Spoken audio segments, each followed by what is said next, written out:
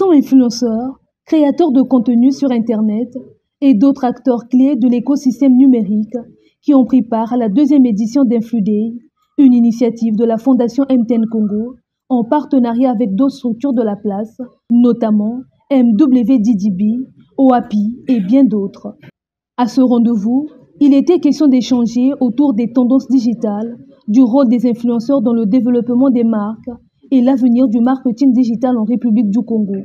Des outils essentiels pour se positionner dans l'univers concurrentiel d'influenceurs. L'objectif de cette deuxième édition de InfluDay, c'est de permettre aux jeunes qui se sont lancés dans le métier d'influenceurs, notamment sur les réseaux sociaux, de pouvoir se professionnaliser, d'apprendre à construire, à considérer leur propre personnalité comme étant une marque. Alors, au niveau de MTN, en tant que acteur de premier plan dans tout ce qui est numérique au Congo, nous avons voulu montrer aux jeunes que le chemin qu'ils ont décidé de prendre est porteur.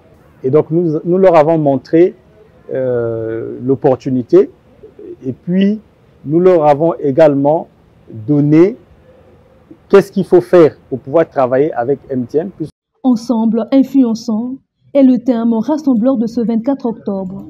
Seulement pour influencer, il faut améliorer le référencement, augmenter le capital de sympathie, faciliter la communication autour de soi pour s'offrir les opportunités de contrat avec les marques, des avantages qu'offre le personal branding.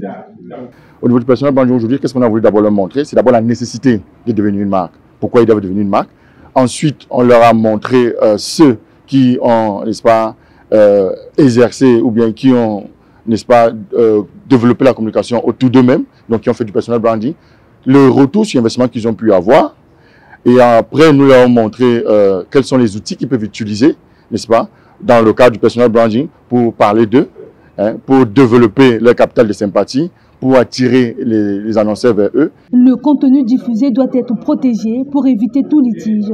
Des enseignements portés à la lumière de ces influenceurs par un représentant de l'Organisation africaine de propriété intellectuelle lors d'un panel.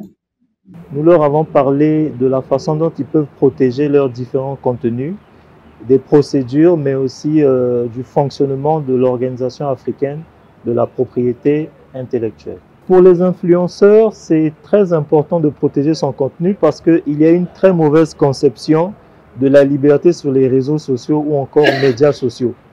C'est-à-dire que les gens pensent que parce que c'est Internet, on a le droit de tout copier, de plagier, de prendre ce qui appartient à l'autre. Alors que le business fonctionne avec la distinction.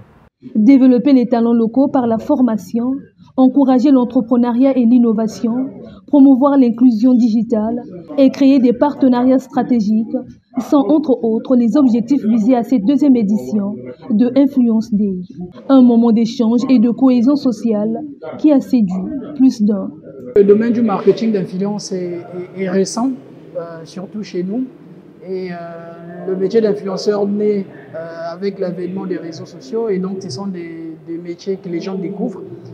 Et il y a des choses que nous faisons par nous-mêmes par rapport à des connaissances que nous avons, mais c'est un métier qui se professionnalise. Et plus que le métier se professionnalise, c'est important donc, pour les créateurs de contenu, pour les influenceurs, d'avoir une idée, d'avoir des informations concrètes sur comment est-ce qu'ils peuvent orienter justement le travail qu'ils font au quotidien.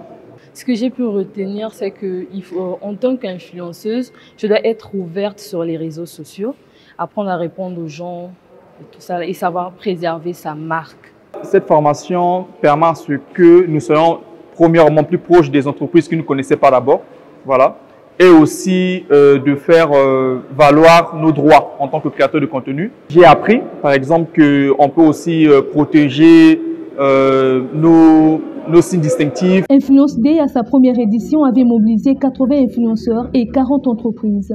Se voulant annuelle, cette édition a révélé l'existence d'une plateforme web nommée SM d'influenceurs, une plateforme qui sert de relais entre les influenceurs et les entreprises pour contribuer à l'essor du métier d'influenceur en République du Congo.